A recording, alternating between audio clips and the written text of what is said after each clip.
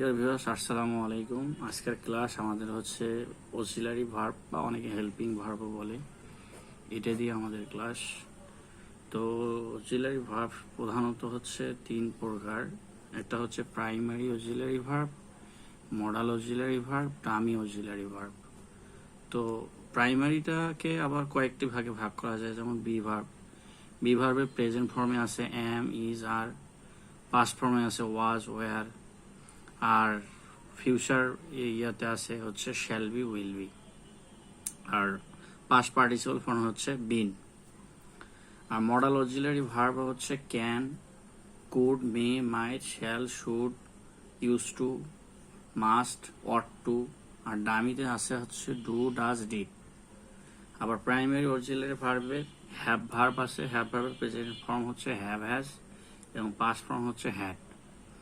এখন dummy auxiliary ভার্বটা আমরা কোথায় ব্যবহার করি সেটার ব্যবহারটা যদি আমরা এখন দেখাই, যেমন আই প্লে, আমি খেলি। এখন যদি বলি যে আমি খেলি না, এটাকে আমরা কিভাবে এখন নেগেটিভ করতে পারবো? কারণ এটা হচ্ছে assertive affirmative sentence. Assertive affirmative sentence, I play. এখন এইটাকে যদি আমি বলি যে আমি খেলি না, তাহলে এখন কিভাবে আমি এটাকে নেগেটিভ করব? তাহলে খুব সহজভাবে আমরা জানি, প্রেজেন্ট টেন্স যদি হয় তাহলে আই লিখবো সাবজেক্ট, এবং ডামি অক্সিলারি আই এর সাথে কি হবে? ডু হবে। তারপরে এর সাথে কি হবে? নট হবে। আর তারপরে হচ্ছে এক্সটেনশন বা ভার্ব হবে প্লে। তাহলে আই ডু নট প্লে। অর্থাৎ এই সকল ক্ষেত্রে হচ্ছে ডামি অক্সিলারি ভার্ব ব্যবহার করা যায়। এখন যদি আমি ইন্টারোগেটিভ করতে চাই, এক্ষেত্রে কিন্তু তাই হবে। তাহলে আমি কি খেলি, তাহলে কি হবে? ডু, তারপরে সাবজেক্ট হবে, তারপর প্লে হবে, শেষে ইন্টারোগেটিভ চিহ্ন হবে। তাহলে ডু আই প্লে। আচ্ছা, এটা আমি পরে যে ডু নট প্লে দিয়েছি, শ্যাল হ্যাভ, উইল হ্যাভ। আর হ্যাভ ভার্বের হ্যাভ ফর্ম হচ্ছে শ্যাল হ্যাভ, উইল হ্যাভ। এখন বি ভার্বের যেগুলো অর্থ, অ্যাম মানে হই, যেমন আমি হই student, I am a student, I am a student, আমি একজন ছাত্র।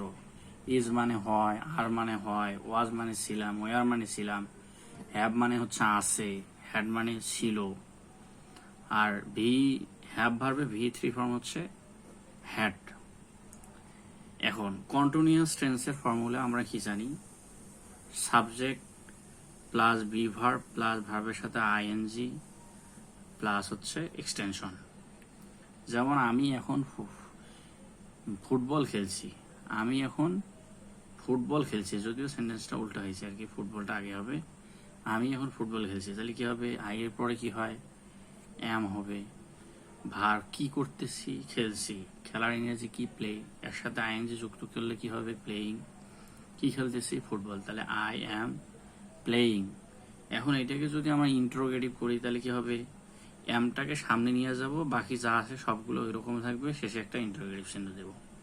এখন যদি নেগেটিভ করি, কি করতে হবে? তাহলে আই এর সাথে অ্যাম, তারপর নট বসায়, বাকি যা আছে পুরোটা বসায় দেব। ছেলেটি দৌড়াচ্ছিল, এটা আচ্ছা, এটা হচ্ছে প্রেজেন্ট কন্টিনিউয়াস টেন্স। কিভাবে? আমি এখন ফুটবল খেলছি। এখন কথাটা এখন, নাও, ইংরেজি বাক্যের শেষে যদি কখনো নাও থাকে, সেক্ষেত্রে অবশ্যই হচ্ছে কি হবে? প্রেজেন্ট কন্টিনিউয়াস টেন্স হবে। ছেলেটি দৌড়াচ্ছিল, ছেলেটির ইংরেজি কি? The boy. দ্য বয়, বয় বলতে কয়জনকে বোঝানো হচ্ছে? ছেলেটি বলতে একজন। পাস্ট কন্টিনিউয়াস টেন্সের ক্ষেত্রে কি হয়?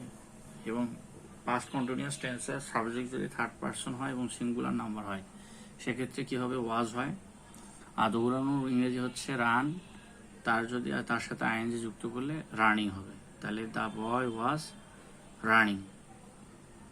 ধন্যবাদ। আজকে খেলা সেখানেই শেষ করেন। আসসালামু আলাইকুম।